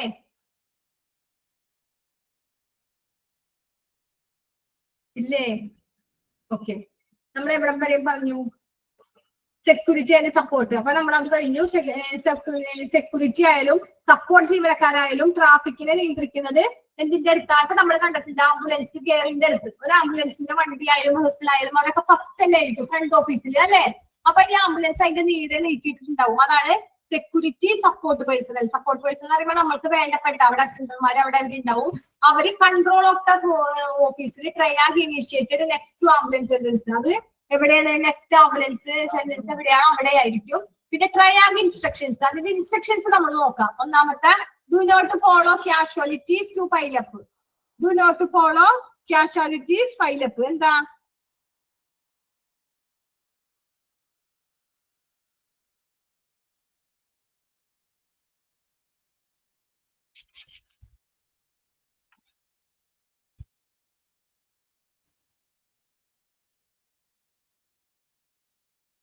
കാര്യങ്ങൾ കുന്നുകൂടാൻ അനുവദിക്കരുത്. ഡു നോട്ട് അലോ അനുവദിക്കരുത് കാഷ്വാലിറ്റീസ് ടു പൈലപ്പ്. എന്തെങ്കിലുമൊക്കെ ഉണ്ടെങ്കിൽ അപ്പൊ തന്നെ നമ്മൾ ക്ലിയർ ചെയ്യാം. ദുരന്തങ്ങൾ സംഭവിച്ചു, കഴിഞ്ഞ ഒരു മാസം കഴിയട്ടെ, ഒരു ആഴ്ച കഴിയട്ടെ എന്ന് നിൽക്കരുത്. നമ്മൾ ആ സമയത്തിൽ തന്നെ സ്പോട്ടിൽ തന്നെ എന്ത് കാര്യം ഉണ്ടെങ്കിലും നമ്മള് അപ്പൊ തന്നെ അത് ക്ലിയർ ചെയ്ത് പോവാ. Do not allow casualty to pile up. Sort patients rapidly. Sort patients rapidly എന്ന് വെച്ചാൽ രോഗിയോട് വേഗത്തിൽ ഒഴുകാൻ പറയാം. ഒഴുകി പോട്ടെ പേഷ്യന്റ്, അപ്പൊ ആ രോഗിയോട് വേഗം ഒഴുകാൻ പറയാ. Tag dum appropriately. Tag dum appropriately. അവന് ഉചിതമായ ടാഗ് കൊടുക്കണം. അവനെ അല്ലെങ്കിൽ അവൾക്ക് ഉചിതമായ ടാഗ് കൊടുക്കണം. Route to appropriate treatment. ഉചിതമായ ട്രീറ്റ്മെന്റും കൊടുക്കണം. ഉചിതമായ ട്രീറ്റ്മെന്റും കൊടുക്കണം. അതുപോലെ തന്നെ ടാഗ് ഫ്രം അപ്രോപ്രിയേറ്റ്ലി. കറക്റ്റ് ആയ ഉചിതമായ ടാഗും കൊടുക്കണം. ഓക്കെ, ആ പോയിന്റ് ഒന്ന് വായിച്ചു നോക്കിയേ. ഇപ്പോഴത്തെ ABCD ഒന്ന് വായിച്ചു നോക്കിയേ.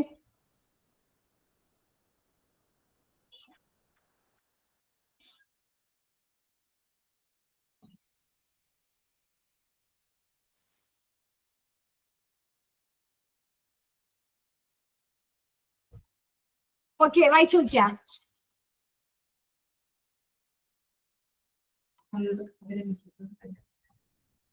ഓക്കെ, പിന്നെന്താ പറഞ്ഞേ? ഡു നോട്ട് അലോ കാഷ്വാലിറ്റിയില്. ഒന്നാമത്തെ കാര്യം, കാഷ്വാലിറ്റിയിൽ നമ്മൾ അപ്പൊ തന്നെ അവരെ കാര്യങ്ങൾ പറഞ്ഞ് മനസ്സിലാക്കുക. കാഷ്വാലിറ്റിയിൽ എന്താണെന്ന് വെച്ചാൽ ചെയ്തു കൊടുക്കുക. അതുപോലെ തന്നെ ഷോർട്ട് പേഷ്യൻസ് റാപ്പിഡ്ലി. അപ്പൊ തന്നെ അവർക്ക് കാര്യങ്ങളൊക്കെ രോഗിയുടെ വേഗത്തില് നമ്മൾ ഓരോ കാര്യങ്ങൾ അപ്പൊ തന്നെ റാപ്പിഡ്ലി ആയിട്ട് ചെയ്യുക.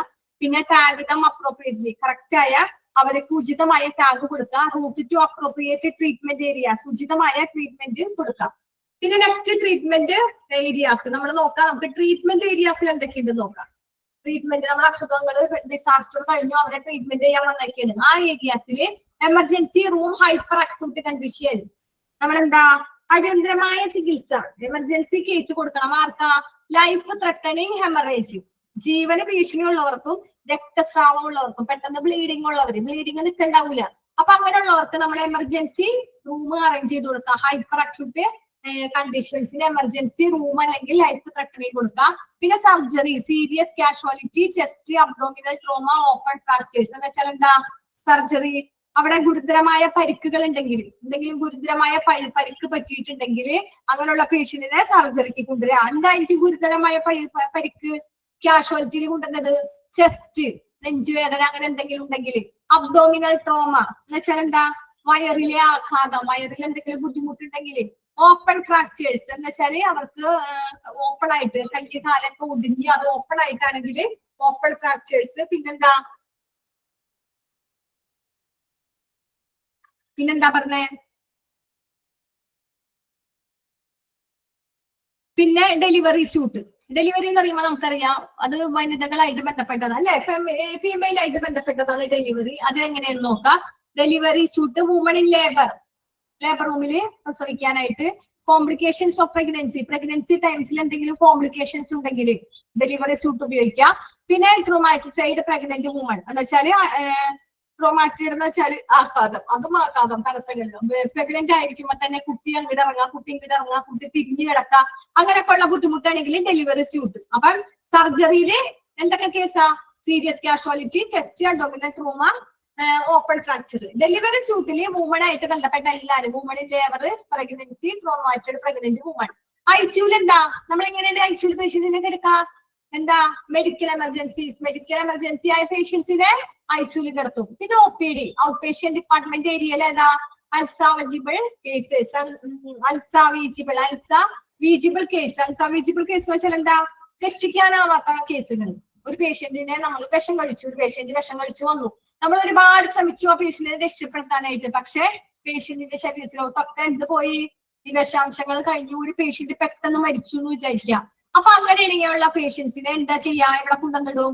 അതിനുള്ള പേഷ്യൻസിനെയാണ് OPD, ഔട്ട് പേഷ്യന്റ് ഡിപ്പാർട്ട്മെന്റിൽ കൊണ്ടുപോയി ഇടുന്നത്. Unsalvageable cases. Radiology fracture to orthopaedic and എന്താ? റേഡിയോളജി ഫ്രാക്ചർ എന്ന് വെച്ചാൽ എന്താ? ഓർത്തോപീഡിക് വരെ എന്തെങ്കിലും പരിക്കുകൾ ഉണ്ടെങ്കിൽ റേഡിയോളജി ഭാഗം എന്ന് പറയുമ്പോൾ നമ്മൾ സ്കാൻ ചെയ്തു അങ്ങനെയുള്ള കാര്യങ്ങൾ. അത് ഓർത്തോ, കൈയൊടിഞ്ഞ് കാലൊടിഞ്ഞ് സ്കാൻ എക്സ്റേ ഒക്കെ എടുക്കണമെങ്കിൽ ഏതാ? ഓർത്തോ എന്ന് പറയുന്നത് എല്ലുമായിട്ട് ബന്ധപ്പെട്ടത്. അതൊക്കെ നമ്മള് റേഡിയോളജി ഫ്രാക്ചേഴ്സിൽ പോകും. പിന്നെ എമർജൻസി റൂം, എമർജൻസി എന്ന് വെച്ചാൽ അടിയന്തരമായ എന്തോ ക്രിട്ടിക്കൽ സ്റ്റേജ് ഉള്ള room, minor injury ambulatory patients, എന്തെങ്കിലും ചെറിയ മുറിവുകള്, പിന്നെ ആംബുലേറ്ററി പേഷ്യൻസ് അങ്ങനെ എന്തെങ്കിലും ഒക്കെ ഉണ്ടെങ്കിൽ അവർ എമർജൻസി റൂമിൽ പോകും. പിന്നെ സൈക്യാട്രി, സൈക്യാട്രി എന്തിനാ? Hysteria, behaviour emergency. അവർ എന്തെങ്കിലും പെട്ടെന്ന് ഇതുപോലെ ഡിസാസ്റ്റർ ഒക്കെ സംഭവിച്ചു, അപ്പൊ അവരെ പെട്ടെന്ന് ഷോക്ക് ആവും അല്ലെ, ചിലവര് പെട്ടെന്ന് ഷോക്കായിട്ട് മെന്റലി ഡൗൺ ആവും, അപ്പൊ അവർക്ക് എന്താ പറയണമെന്നില്ല, പിച്ചുമഴയൊക്കെ പറയും. അപ്പൊ അങ്ങനെയുള്ള പേഷ്യന്റിന് സൈക്യാട്രി, ഹിസ്റ്റീരിയ അല്ലെ, നമുക്ക് ഇങ്ങനെ തോന്നണത് അവിടെ ഇല്ല ഇവിടെ ഇല്ല, നമുക്ക് ഇങ്ങനെ ഒന്നും പറയാൻ പറ്റണില്ല, അപ്പൊ നമ്മൾ പറയും അവർക്ക് എന്തോ ഒരു ഇത്തിരി കുറവുണ്ടെന്ന് പറയും, അതാണ് എന്താ സൈക്യാട്രി. പിന്നെ meditation room, emotionally disturbed. Meditation room എന്താ? യോഗ ഒക്കെ ചെയ്യണത് പേഷ്യൻസിന് ആയാലും റിലേറ്റീവ്സിനൊക്കെ ആയാലും റെസ്റ്റ് എടുക്കാനായിട്ട് യോഗ, ശ്വാസമൊക്കെ നീട്ട് വലിച്ച്, അപ്പൊ അതാണ് മെഡിറ്റേഷൻ റൂം, അവിടെ ഇമോഷണലി ഡിസ്റ്റർബൻസ്. പിന്നെ seminar room, uninjured discharge of patients, relatives. Seminar room വേണം, വേണ്ടേ? എന്തെങ്കിലും ക്ലാസ് നടക്കാനാ, എന്തെങ്കിലും ഹോസ്പിറ്റലിൽ എല്ലാവരും വിളിച്ചു വരുത്തി ഡോക്ടേഴ്സിനായാലും നഴ്സുമാരോട് എന്തെങ്കിലും പറയണമെങ്കിൽ, അപ്പൊ അതിലൊക്കെ ഒരു സെമിനാർ റൂം വേണം. അത് അൺഇൻജോർഡ് ആവാം, ഡിസ്ചാർജ് ഓഫ് പേഷ്യൻസ് ആവാം, റിലേറ്റീവ്സ് ആവാം, മുറിഞ്ഞിട്ടാവാം, അല്ലെങ്കിൽ പേഷ്യന്റിന്റെ ഡിസ്ചാർജും റിലേറ്റീവ്സും. പിന്നെ definitive care initiative as soon as possible. എന്താ? കൃത്യമായ പരിചരണം പെട്ടെന്ന് ആരംഭിക്കണം. ഡെഫിനിറ്റീവ് കെയർ നമ്മൾ പെട്ടെന്ന് കൊടുക്കണം care. Initiated as soon as possible. Data received record and direct to the business office submitting relation officer coordination and release. എന്ന് വെച്ചാൽ എന്താ? നമ്മൾ ഈ പേഷ്യന്റിന്റെ ഡിസാസ്റ്റർ ഘട്ടത്തിൽ വന്നു, ഓരോ പേഷ്യന്റും അവിടെ ഒരു 50 പേഷ്യന്റ് ഉണ്ടെങ്കിൽ 50 പേഷ്യന്റിനെ നമ്മൾ റെക്കോർഡ് ചെയ്യണം, ചാർട്ട് ഉണ്ടാക്കി റെക്കോർഡ് ചെയ്യണം. ഷീറ്റ് എടുക്കൂല അവർക്ക്, വരുമ്പോ തന്നെ എടുത്തില്ലെങ്കിലും പിന്നീട് നമ്മൾ ഷീറ്റ് ഒക്കെ എടുക്കും. അതുകൊണ്ട് ഡാറ്റ റിസീവ് ചെയ്യണം, റെക്കോർഡ് ചെയ്യണം, directed to the business office. പിന്നെ patients who are discharge are directly to admitting discharge office. എന്താ? അതെന്താ പറഞ്ഞേ? 4ാമത്തെ പോയിന്റ് ഡിസാസ്റ്ററിന്റെ. Disaster chief medical director. Disaster ദുരന്തം നടന്നിട്ടുണ്ടെങ്കിൽ ഇതിന്റെ ബോർഡ് ഇരിപ്പുണ്ട് തലപ്പത്ത്, നമ്മുടെ ഹോസ്പിറ്റൽ അഡ്മിനിസ്ട്രേഷന്റെ തലപ്പത്ത് മുകളിൽ ഇരിക്കുന്നത് ആരാ? Medical director. Director board, director of nursing, CEO may authorised all clear announcement, എല്ലാം അനൗൺസ്മെന്റ് ആയ ഒരു ആരെങ്കിലും. അപ്പൊ അങ്ങനത്തെ കാര്യങ്ങളൊക്കെ നോക്കാം. പിന്നെ the telephone operator will then make all clear announcement over the public address Assam he will be announced boldly. Okay, അതൊരു കോട്ടാണ്, ഓർത്തിരിക്കുക. ടെലിഫോൺ ഓപ്പറേറ്റർ പിന്നീട് സാംസ്യം എന്ന് പേരുള്ള വിലാസത്തിൽ വ്യക്തമായ പ്രഖ്യാപനം നടത്തുന്നു. എന്തിലാ? സാംസെ എന്നുള്ള ഇതില് പെട്ടെന്ന് എന്ത് നടത്തും? ഒരു ഇത് നടത്തും. അവർ കേസ് പ്രഖ്യാപിക്കും. അവനാണ് അല്ലെങ്കിൽ അവളാണ് ആ കേസ് പ്രഖ്യാപിക്കുന്നത്. Okay, the telephone operator will the makes all clear announcement over the public address Assam she will announce കോടതി. എന്താ? ടെലിഫോൺ ഓപ്പറേറ്റർ പിന്നീട് സാംസം എന്ന പൊതുവിലാസത്തിൽ വ്യക്തമായ പ്രഖ്യാപനം നടത്തും. അല്ലെ? ഇത്രയും നാള് നമ്മൾ ഒരു ഓട്ടോറിക്ഷയുടെ ഓട്ടോറിക്ഷയുടെ പേരാണ്. ഇനി എന്ത് വേണം? ഇനി നമ്മൾ ആ ഓട്ടോറിക്ഷയ്ക്ക് നമ്മൾ ഒരു പേര് ഇട്ടിട്ട് ഓട്ടോറിക്ഷയെ എന്താക്കും? നമ്മള് എന്താക്കും? സാംസം എന്ന പൊതുവിലാസത്തിൽ, സാംസം എന്ന പൊതുവിലാസത്തില് വ്യക്തമായ പ്രഖ്യാപനം നടത്തും. അതുപോലെ തന്നെ കോഡ് ഗ്രീൻ ചെയ്തിടും. പിന്നെന്താ point? Disaster chief medical director, director of nursing, CEO authorise all clear announcement. ഇത് അനൗൺസ്മെന്റ് ചെയ്യുന്ന ആൾക്കാർ ഇമ്പോർട്ടന്റ് ആണ്, അണ്ടർലൈൻ ചെയ്തിടാം. ഓൾ ക്ലിയർ അനൗൺസ്മെന്റ്, ക്ലിയർ ആയിട്ട് എല്ലാ കാര്യവും അനൗൺസ് ചെയ്യുന്നത് CEO, director of nursing, medical director. ഈ 3 കാര്യങ്ങൾ ഓർത്തിരിക്കുക. The telephone operator will then make an all clear announcement over the public address system. She will be announced called green.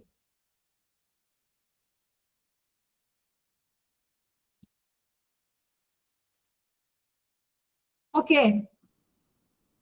The last point, they will take all clear announcement over the public address system. She will announce called green. എന്ന് വെച്ചാൽ എന്താ?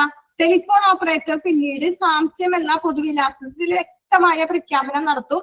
അതുപോലെ തന്നെ അവര് അതിന്റെ എന്താ ഇത്രയും നാളും ജീവിച്ചതിന്റെ ആ ഒരു ചെറിയൊരു പാർട്ടി പ്രോഗ്രാം ഉണ്ടാവും. പിന്നെ എന്താ? Telephone operator will then make an all clear announcement over the public address system she will announce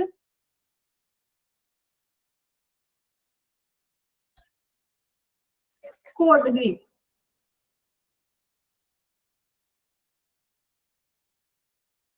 അവര് കോഡ് ഗ്രീൻ, ഇതിലൊരു കോഡ് ഉണ്ടാക്കും.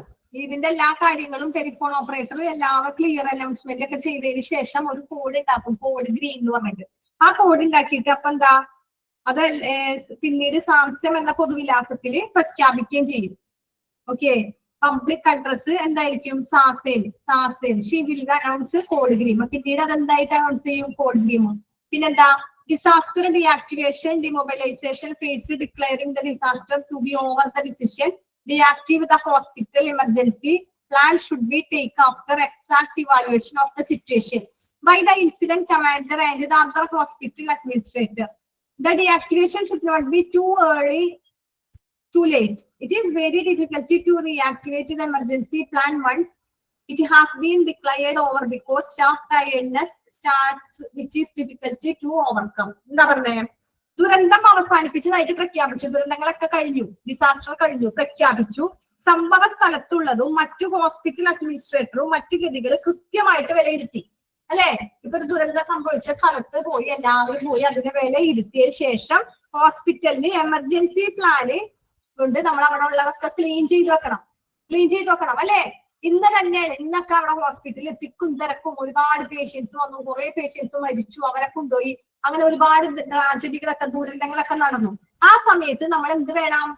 നാളെ ആവട്ടെ വെക്കരുത്. നമ്മൾ ഇന്ന് തന്നെ അവര് പോയ അപ്പൊ തന്നെ നമ്മൾ അവിടെ വന്ന് ക്ലീൻ ചെയ്ത് അവിടെ നിന്നുള്ള കാര്യങ്ങൾ നിർജീവമാക്കിയിട്ട്, അങ്ങനെ ഒരു ആക്സിഡന്റ് ഇവിടെ വന്നിട്ടേ ഇല്ല എന്നുള്ള രീതിയിൽ നമ്മൾ അവിടെ നിർജീവമാക്കി കളയണം. പിന്നെന്താ? ഹോസ്പിറ്റൽ എമർജൻസി പ്ലാനിലേക്ക് വളരെ നേരത്തെ തന്നെ നമ്മളവിടെ പ്രീമേച്ചർ എന്ന് വെച്ചാൽ എന്താ? പ്രീമേച്ചർ എന്ന് പറഞ്ഞു ബ്രാക്കറ്റിൽ, പ്രീമേച്ചർ അത് അപ്പൊ തന്നെ ആ കാലത്തില് ആ സമയത്ത്, പിന്നീട് വെക്കരുത് നമ്മൾ. ഓക്കെ, അതാണ് അവിടെ പറഞ്ഞത്. ഡീആക്ടിവേഷൻ എന്ന് വെച്ചാൽ പിന്നീട് activation should not be too early, അത് അപ്പൊ തന്നെ ചെയ്യാം, ടു ലേറ്റ് ആവരുത്. It is very difficult reactive emergency plan once it has been declared over because staff tiredness which is difficulty to overcome. എന്ന് വെച്ചാൽ എന്താ? ഇത് അടിയന്തര ഈ എമർജൻസി പ്ലാനിങ് അവസാനിപ്പിച്ചു കഴിഞ്ഞാൽ അത് വീണ്ടും സജീവമാക്കാനായിട്ട് ബുദ്ധിമുട്ടാണ് അല്ലെ. പ്ലാനൊക്കെ കഴിഞ്ഞു, നമ്മളൊക്കെ കഴുകി ക്ലീൻ ചെയ്തു, പിന്നെയും അവിടെ ഒരു പ്ലാൻ നമുക്ക് ക്രിയേറ്റ് ചെയ്യാൻ പറ്റുമോ? ഇല്ല, പറ്റില്ല. പിന്നെയും ആ വന്ന പേഷ്യന്റിനെ നമുക്ക് ഒന്നുകൂടി നോക്കായിരുന്നു. നമുക്ക് ആ പേഷ്യന്റ് അങ്ങനെ പറയാൻ പറ്റുമോ? ഇല്ല. പിന്നെ അത് അങ്ങനെ ഇതാക്കാൻ പറ്റില്ല, സജീവമാക്കാൻ പറ്റില്ല. അത് വളരെ ബുദ്ധിമുട്ടാണ്. കാരണം എന്താ? ജീവനക്കാരുടെ ക്ഷീണം ആരംഭിക്കുന്നത് ഭയങ്കര ബുദ്ധിമുട്ടാണ്. It has been tiredness. അവിടുത്തെ സ്റ്റാഫ് എങ്ങനെയാ? ഭയങ്കര ടയേർഡായി. എത്ര ദിവസമായി ഡിസാസ്റ്റർ ആ പേഷ്യൻസിനെ നോക്കണല്ലേ. ഡിസാസ്റ്റർ വന്നു, ഒരു പേഷ്യന്റ് ഹോസ്പിറ്റൽ റൂമിൽ വന്നു, ആ പേഷ്യന്റിനെ നോക്കി, കൂടുള്ളതിനെ നോക്കിയിട്ടും പൊട്ടലും ചിറ്റലും അവരെ അപകടങ്ങളിലൊക്കെ തരണം ചെയ്തു, അവർ രക്ഷപ്പെട്ടു പോയി. എന്നിട്ട് അപ്പൊ സ്റ്റാഫിന്റെ അവസ്ഥ എന്തായിരിക്കും? Staff tiredness starts which difficult overcome. ഭയങ്കര ക്ഷീണമായിരിക്കും. അതുകൊണ്ട് തന്നെ അവരതിനെ മറികടക്കാൻ പ്രയാസമാണ്, അവർക്ക് ഭയങ്കര ബുദ്ധിമുട്ടാണ് അല്ലേ. അതാണ് നമ്മൾ ഇത്രയും ഭാഗം ഓടിച്ചു തീർത്ത്. ഇതിൽ ഇമ്പോർട്ടന്റ് ക്വസ്റ്റ്യൻസ് എന്ന് പറയാനായിട്ട് ഇത് ഓർത്തിരിക്കാം. ഇതില് സർജറി കേസ് ഏതൊക്കെയാണെന്ന് ഓർക്കാം. അബ്ഡോമിനൽ ട്രോമ, സീരിയസ് കാഷ്വാലിറ്റി, അത് ഓർക്കാം. പിന്നെ ഡെലിവർ സ്യൂട്ടിന്റെ point, woman in labour, complications of pregnancy, traumatised pregnant woman, അത് ഓർക്കാം. പിന്നെ ICU, എന്തിനാ ICU ഉപയോഗിക്കണേ? മെഡിക്കൽ എമർജൻസീസ് ഓർക്കാം. നമ്മൾ ഓരോന്നിനും ഓരോ ഡിപ്പാർട്ട്മെന്റ് കൊടുത്തിട്ടുണ്ട്, അത് ഓരോന്ന് എന്താന്ന് ഓർക്കാം. റേഡിയോളജി എന്താ? ഓർത്തോപീഡിയോറ്റിക്. പിന്നെ എമർജൻസി റൂമില് മൈനർ ഇഞ്ചുറി ആംബുലേറ്ററി പേഷ്യൻസ് വന്നാൽ എവിടെ കിടത്തും? എമർജൻസിയിൽ അല്ലെ. പിന്നെ OPD അൾസാവാജിബിൾ, നമ്മൾ കേൾക്കാത്ത വേർഡൊക്കെ നമ്മൾ ഇമ്പോർട്ടന്റ് ആയിട്ട് നോട്ട് ചെയ്ത് വെക്കാം. അൾസാവിജിബിൾ നമ്മൾ കേട്ടിട്ടുണ്ടാ? ഇല്ല, കേട്ടിട്ടില്ല. അപ്പൊ അൾസാവിജിബിൾ എന്ന് പറയുമ്പോൾ നമ്മള് പരീക്ഷയ്ക്ക് അവർ ചോദിക്കുമോ ഈ അൾസാവിജിബിൾ ഇട്ടാലോ? നമ്മൾ കേട്ടിട്ടില്ല, നമ്മൾ ബുക്ക് വായിച്ചിട്ടുണ്ട്. ഞാനിവിടെ വീണ്ടും അൾസാവിജിബിൾ എന്ന് പറഞ്ഞത് നിങ്ങൾ ശ്രദ്ധിച്ചിട്ടുണ്ടെങ്കിൽ നിങ്ങൾക്ക് ആ ഒരു ക്വസ്റ്റ്യൻ വരുമ്പോ പെട്ടെന്ന് ആൻസർ ചെയ്യാൻ പറ്റും. ഓക്കെ. പിന്നെ മെഡിക്കേഷൻ റൂം, ഇമോഷണലി ഡിസ്റ്റർബ്ഡ്, അതൊന്നും വേണ്ട. അത്രയും പോയിന്റ്സുകൾ ഓർത്തെടുക്കാം എമർജൻസി റൂമിലും പിന്നെ സൈക്കാട്രിക്കിലും. പിന്നെ താഴെയുള്ളതിലൊന്നുമില്ല, അതിലൊന്നും പഠിക്കാനൊന്നുമില്ല, വെറുതെ അറിഞ്ഞിരുന്നാൽ മാത്രം മതി. ഇതിന്റെ അഡ്രസ് എന്താ? പബ്ലിക് അഡ്രസ് സാസേൻ, അത് ഓർത്തിരിക്കാം. ഇതിന്റെ പബ്ലിക് അഡ്രസ് എന്താ? സാസേൻ. ഓക്കെ. ഈ ദുരന്തങ്ങൾ നടന്നു, അതിന്റെ ഒരു എല്ലാം ക്ലിയർ ആയി, ഓൾ ക്ലിയർ ആയിട്ട്, അപ്പൊ എല്ലാം ക്ലിയർ ആയിട്ട് അനൗൺസ് ചെയ്തു. അപ്പൊ ഇതിന്റെ ഒരു അഡ്രസ്സാണ് സാസേൻ, അത് ഓർക്കാം. പിന്നെ ലാസ്റ്റ് പോയിന്റിലൊന്നുമില്ല, ദുരന്തം അവസാനിപ്പിച്ചു, പ്രഖ്യാപിച്ചു, എല്ലാം കഴിഞ്ഞു കഴിഞ്ഞാൽ നമ്മള് ആ സമയത്ത് തന്നെ അത് പിന്നീട് വെക്കാതെ അവിടെ ഉണ്ടായിരുന്ന ഒരുപാട് പേര് തിക്കി കൂട്ടിയൊക്കെ നിന്ന് അവിടെ വൃത്തിയേടൊക്കെ ആക്കിയിട്ടുണ്ടാവും. അതൊക്കെ നമ്മൾ അപ്പൊ തന്നെ ക്ലീൻ ചെയ്ത് നീറ്റ് ആക്കി ഇടാം. ഹോസ്പിറ്റലല്ലേ, അപ്പൊ അങ്ങനത്തെ കാര്യങ്ങളൊക്കെ ചെയ്യാം. പിന്നെ അത് വിലയിരുത്താൻ വരും. അവിടെ എവിടെ ഇതൊക്കെ ഉണ്ടായി പേഷ്യൻസിനെ കൊണ്ടുവന്ന് ബ്ലഡ് പോയിട്ടുണ്ടാവും. അപ്പൊ അതൊക്കെ കഴുകുക. പേഷ്യന്റിനെ കൊണ്ടുവരുമ്പോ ആ പേഷ്യന്റിന്റെ അവസ്ഥയൊക്കെ എന്തായിരിക്കും? പേഷ്യന്റ് ഭയങ്കര വീക്കായിട്ടൊക്കെ ആയിരിക്കും. ചില പേഷ്യന്റ് മരിച്ചു പോയിട്ടുണ്ടാവും. അപ്പൊ അവരെ വീട്ടിലൊക്കെ കൊണ്ടുപോയി കഴിഞ്ഞിട്ട് അവിടെ ഒന്ന് വന്ന് വിലയിരുത്താം. ഇങ്ങനെയാണ് ഇവിടെ ഇത്രയും പേഷ്യന്റ് ഉണ്ടായിരുന്നൊക്കെ നമ്മൾ മനസ്സിൽ നമ്മൾ സ്വയം പറയാ. അത് വരേണ്ടതാരാ? ഹോസ്പിറ്റൽ അഡ്മിനിസ്ട്രേഷൻ മുകളിൽ നിന്നുള്ളവരൊക്കെ വരും. Evaluation of the situation incident commander and hospital administrator.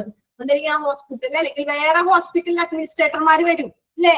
ഇന്ന ഹോസ്പിറ്റലിൽ ഇത്രയും ദുരന്തങ്ങൾ സംഭവിച്ചില്ലേ, ഞങ്ങളൊന്ന് കാണാൻ വന്നതാണെന്നൊക്കെ പറഞ്ഞ് ചിലപ്പോ അവര് കാണാനൊക്കെ വരും. അപ്പൊ നമ്മള് അവിടുത്തെ കാര്യങ്ങളൊക്കെ കറക്റ്റ് ഡീൽ ചെയ്യാം. അത് എന്ത് ചെയ്യാം. പിന്നെ നമ്മൾ ഇന്ന് ചെയ്യാണ്ട് നാളേക്ക് ആവട്ടെ എന്ന് വിചാരിക്കുന്നത് ഭയങ്കര ബുദ്ധിമുട്ടായിരിക്കും. ഡീആക്ടിവേഷൻ ചെയ്യല് ഭയങ്കര ബുദ്ധിമുട്ടായിരിക്കില്ലേ? പക്ഷെ ആ സമയത്ത് തന്നെ should not be too early, premature, too late. നമ്മൾ ലേറ്റ് ആവരുത്, പക്ഷെ ആ സമയത്ത് തന്നെ ചെയ്യാം. ഇറ്റ് ഈസ് വെരി ഡിഫിക്കൽട്ട്, ഭയങ്കര ബുദ്ധിമുട്ടായിരിക്കും. ടു റിയാക്റ്റീവ്, അത് രണ്ടാമത് ആക്ടിവേഷൻ ചെയ്യാനും ആ ഒരു എമർജൻസി പ്ലാനിങ് നമ്മൾ ആ സിറ്റുവേഷൻ എങ്ങനെ കഴിഞ്ഞു പോയേ ആ ഒരു സിറ്റുവേഷൻ നമ്മൾ രണ്ടാമത് ക്രിയേറ്റ് ചെയ്യാൻ നമുക്ക് ബുദ്ധിമുട്ടായിരിക്കും. അപ്പൊ അവിടെ ഒന്നുമില്ല, പഠിക്കാനോ ക്വസ്റ്റ്യൻസ് ഒന്നുമില്ല, നിങ്ങൾ അറിഞ്ഞിരുന്നാൽ മതി. ഓക്കെ, കുറെ പേര് ഉറങ്ങിപ്പോയി അല്ലേ? ഓക്കെ ഓക്കെ അല്ലേ എല്ലാരും? Okay, thank you. അപ്പൊ നമുക്ക് ക്ലാസ് വൈൻഡപ്പ് ചെയ്യാം. അടുത്ത ക്ലാസ്സിൽ ഓടിച്ച് വിടുന്നതാണ് ഇമ്പോർട്ടന്റ് ക്വസ്റ്റ്യൻസ്. അതാണ് സ്കൂളിൽ തരുന്നത്. ഓടിച്ച് വിടുന്നതാണ്. നിങ്ങൾക്ക് മനസ്സിലായാൽ മതി, തൽക്കാലം മനസ്സിലായിരുന്നാൽ മതി. നമ്മുടെ എക്സാമിന് എന്നതൊക്കെ ഞാൻ പറയാട്ടാ.